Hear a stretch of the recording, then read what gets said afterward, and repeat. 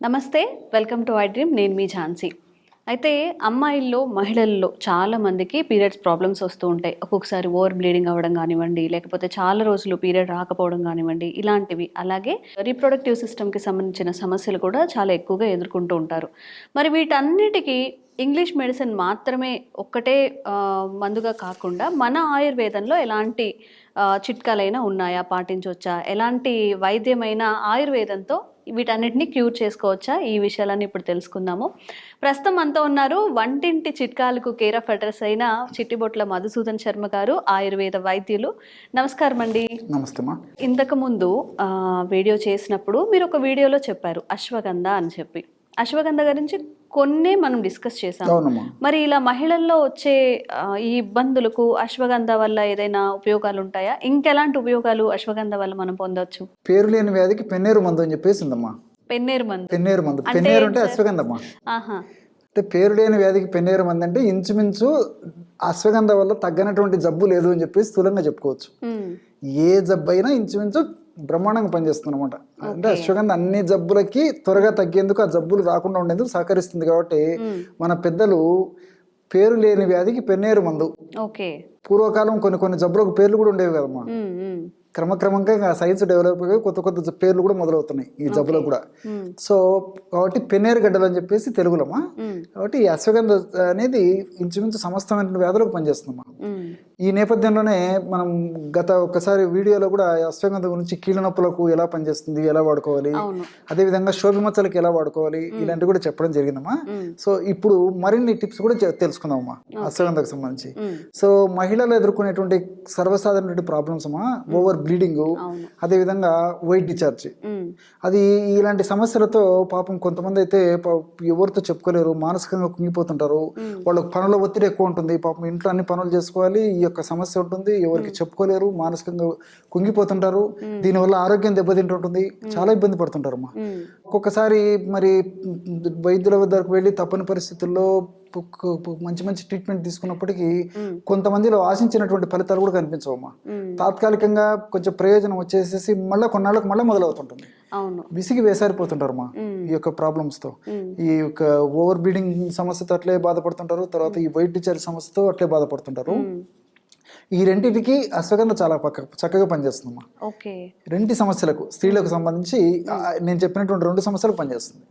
ఎలాగంటేమా అశ్వగంధ చూర్ణము ఒక 50 గ్రాములు తీసుకోవాలి. అదేవిధంగా పటిక బెల్లం పొడి, దీన్నే కలకండ, నవ్వుబోతు, మిశ్రీ అనే పేర్లతో పిలుస్తారు, మీకు అందరికీ తెలిసే ఉంటుంది. సో ఆ పౌడర్ ఒక 50 గ్రామ్స్ తీసుకోవాలి. 2 కలిపేసేయడం వల్ల ఒక 100 గ్రాముల ఔషధం రెడీ అయిపోతుంది. దీన్ని ఒక 1/2 teaspoon morning, 1/2 teaspoon evening, కాస్త నెయ్యి కలిపేసేసి తీసుకొని పాలు తాగాలమ్మా. నెయ్యితో కలిపి తీసుకోవాలమ్మా. లేకపోతే పాలలో నెయ్యి వేసేసి ఒక 1/2 టీ స్పూన్ ఈ పౌడర్ కలుపుకొని కూడా తీసుకోవచ్చు. ఇలాగ రోజు ఉదయం ఒకసారి, సాయంత్రం ఒకసారి తీసుకోవడం వల్ల చాలా అద్భుతమైన ఫలితాలు కలుగుతాయమ్మా దీనివల్ల.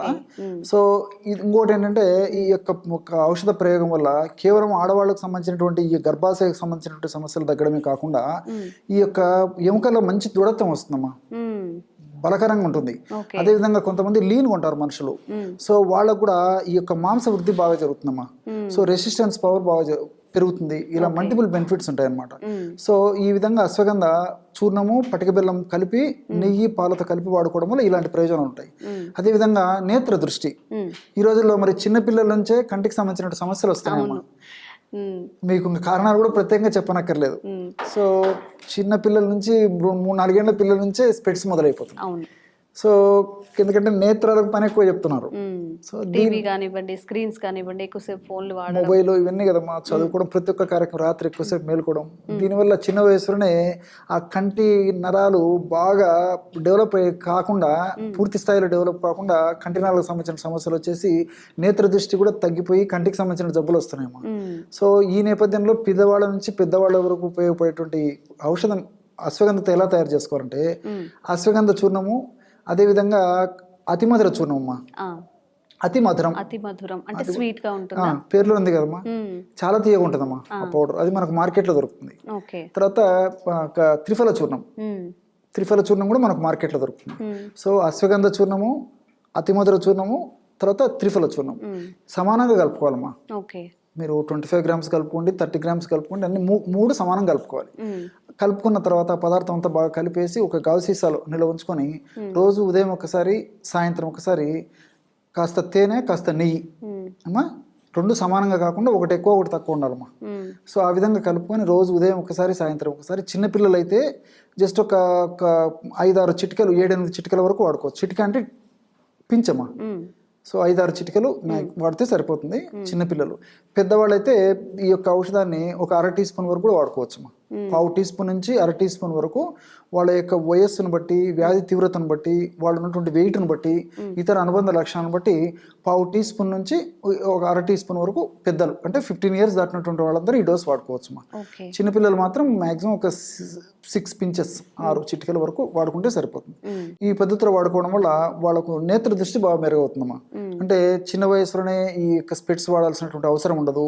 తర్వాత ఈ కంటికి సంబంధించినటువంటి సమస్య త్వరగా పెరగకుండా కూడా ఇందులో ఉన్నటువంటి ఔషధ గుణాలు, రసాయన తత్వాలు బాగా పనిచేస్తాయమ్మా. సో ఐ సైట్ ను త్వరగా పెరగనివ్వదు అనమాట. సో ఈ విధంగా మల్టిపుల్ బెనిఫిట్స్ ఉంటాయి ఈ యొక్క నేను చెప్పినటువంటి ప్రయోగం వల్ల. ఇంకోటి ఏంటంటే కొన్ని రకాలైనటువంటి చర్మ వ్యాధులకు కూడా అశ్వగంధ పనిచేస్తుందమ్మా. ఈ రోజుల్లో చర్మ వ్యాధులు కూడా విపరీతంగా పెరిగిపోతున్నాయి. గజ్జి, తామరలు, దురదలు, సోరియాసిస్ అని చెప్పేసి, లైకెన్ ప్లానస్ అని చెప్పేసి, ఇట్లా రకరకాల జబ్బులమ్మా. కొన్ని దీర్ఘకాల వ్యాధులు, కొన్నాళ్ళ పాటు ఉండి గోడాడిచి సతాయించి తగ్గిపోయేటువంటి వ్యాధులు. సో వీటికి ఏం చేయాలంటే అశ్వగంధ చూర్ణంలో కాస్త నువ్వుల నూనె కలిపితే బాగా క్రీమ్ లాగా తయారైపోతుందమ్మా. ఆ చర్మ వ్యాధి ఉన్నటువంటి భాగంలో అప్లై చేసేసి ఒక గంట లేదా 2 గంటలు ఉన్న తర్వాత తుడిచివేయడం కానీ, గోరువెచ్చని నీటితో కడగడం కానీ చేయడం వల్ల ఆ చర్మ వ్యాధులు కూడా సమసిపోతాయి. ఆ చర్మ వ్యాధుల వల్ల కలిగేటువంటి దురద, పోటు, మంట, సలుపు ఇవి కూడా తగ్గిపోతాయమ్మా. సింపుల్ రెమెడీ అమ్మా, ఎక్స్టర్నల్ అప్లికేషన్. సార్, మీరు అశ్వగంధ గురించి ఎన్ని ప్రయోజనాలు, హెల్త్ బెనిఫిట్స్ చెప్తున్నారు. కాకపోతే మార్కెట్లో ఏంటంటే ఇప్పుడు చాలా, ఇందాక మనం మాట్లాడుకుంటున్నప్పుడు కావేవి కల్తీకి అనర్హం అని చెప్పి, ఏది ఒరిజినల్ ప్రోడక్ట్, ఏది వాడితే మనకి ఎగ్జాక్ట్గా మనకి హెల్త్ బెనిఫిట్స్ వస్తాయో తెలియట్లేదు. మరి ఎలా చూస్ చేసుకోవాలి, ఎక్కడ కొంటే మంచిది? అశ్వగంధమా యాక్చువల్గా పేరులో ఉన్నదమ్మా. అశ్వ అంటే గుర్రం, గంధ అంటే వాసన. అశ్వగంధ ఒక మొక్క యొక్క చెట్టు యొక్క వేరం అది. ఆ వేరును మనం వాసన చూస్తే గుర్రం దగ్గర వాసన ఎలా ఉంటుందో అలా ఉంటుందమ్మా. గుర్రం దగ్గర ఒక స్పెషల్ స్మెల్ వస్తుంటుంది కదమ్మా, ఆ విధంగా స్మెల్ వస్తుంటుంది. అందులో నాగూర్ అశ్వగంధ అని చెప్పేసి ఒకటి ఉందమ్మా. అది కొంచెం కాస్ట్లీగా ఉంటుంది, రిజల్ట్స్ కూడా బాగా ఎక్కువ ఉంటాయి దీంతో పోల్చుకుంటాయి. అశ్వగంధ అన్ని బాగానే పనిచేస్తాయి, హై క్వాలిటీ అనమాట. నాగూర్ అశ్వగంధ అని చెప్పేసి. నాగూర్ అశ్వగంధ ఎంత ఉంటుంది సార్? అంటే ఒక 2 ml 3 ml అలా దొరుకుతుంది? లేదమ్మా, అది వేర్లు దొరుకుతాయమ్మా. వేర్లు దొరుకుతాయి. తర్వాత వాటికి తయారు చేసినట్టు మార్కెట్లో చూర్ణం కూడా దొరుకుతుంది. సో సర్వసాధారణంగా వేర్లు కూడా తెచ్చుకున్నట్లయితే పౌడర్ లాగా యూస్ చేయాలి. అమ్మా, పౌడర్ దొరుకుతుంది, టాబ్లెట్స్ దొరుకుతాయి, క్యాప్సూల్స్ దొరుకుతాయి, టానిక్ దొరుకుతుంది, లేహ్యం హల్వా మాదిరి ఉండేవి దొరుకుతుంది. చాలా రకాలు దొరుకుతాయి మా అశ్వగంధ తయారైనటువంటివి. సో మనకు ఈ పచారీ కొట్టలో అశ్వగంధ వేర్లు దొరుకుతాయి ఎండించినటువంటివి. వాటిని యాక్చువల్గా ఏమంటే పాలతో, ఆవు పాలతో శుద్ధి చేసి వాడుకోవాలమ్మా. అంటే ఆవు పాలలో క్లీన్ చేసుకోవాలి? లేదమ్మా, అశ్వగంధ గడ్డలు తీసుకొని ఆవు పాలు బాగా మునిగిపోయేటట్లు పోసేసి మంట పెట్టేసి మరిగించాలమ్మా. సో పాలంతా ఎమికిపోయి అంటే అశ్వగంధ గడ్డలు పీల్చుకుంటాయి పాలని. ఆ విధంగా పీల్చుకున్న తర్వాత బాగా ఎండబెట్టేసేయాలి. ఎండిన తర్వాత మళ్ళీ పాలు పోసేసి మళ్ళీ ఉడికించాలి. ఇట్లా యాక్చువల్ మినిమం 5 times చేయాలమ్మా. 5 to 7 times చేస్తే అందులో చెడు గుణాలు వేసేమ్మా, గుణాలు పోతాయి. రెండోది ఏమంటే దాని యొక్క యాక్షన్ ద్విగుణీకృతం అయిపోతుంది. అంటే కొద్ది ప్రమాణంలోనే హైయెస్ట్ బెనిఫిట్స్ కనుకుతాయమ్మా. సో చాలా ఫాస్ట్ గా పనిచేసేటువంటి టెండెన్సీ వచ్చేస్తుందమ్మా అశ్వగంధకి. చాలా త్వరగా, అతి త్వరగా పనిచేస్తుంది, చాలా తక్కువ డోసులోనే పనిచేస్తుంది. సో ఔషధ గుణాలు కూడా చాలా ఎక్కువ ఉంటాయమ్మా. సో దురదృష్టవశాత్తు అలాగ తయారు చేసేవాళ్ళు మనం లైట్ వేసి వేలు ఎత్తుకుతే గానీ ఆ పద్ధతులు తయారు చేసేటువంటివి దొరకట్లేదమ్మా. సో మామూలుగా అశ్వగంధ వేర్లతో పౌడర్ చేసినవి దొరుకుతాయి. బట్ గుడ్డి కంటే మెల్లవేరినట్లు తప్పని పరిస్థితుల్లో చాలా మంది వైద్యులు కూడా ఇదే పద్ధతిలో వాడుతున్నారమ్మా అశ్వగంధ చూర్ణం. అదే దాంతో కల్తీ అయితే ఉండదు. బట్ ఈ విధంగా ఆవు పాలతో శుద్ధి చేసినటువంటి అశ్వగంధ చూర్ణం మనం విచారించి తెచ్చుకొని వాడుకోగలిగితే చాలా బాగా పనిచేస్తుంది, ఇంకా చాలా ఫాస్ట్గా పనిచేస్తుంది రిజల్ట్స్. సో కాబట్టి మనకు మార్కెట్లో కూడా అశ్వగంధ చూర్ణం నేను చెప్పినటువంటి పద్ధతులు అన్ని దొరుకుతాయమ్మా. ఎవరికి ఏది అవసరమైతే ఆ పద్ధతులు కూడా వాడుకోవచ్చుమా. ఓకే, చాలా మంచి విషయాలు చెప్పారండి. Thank you.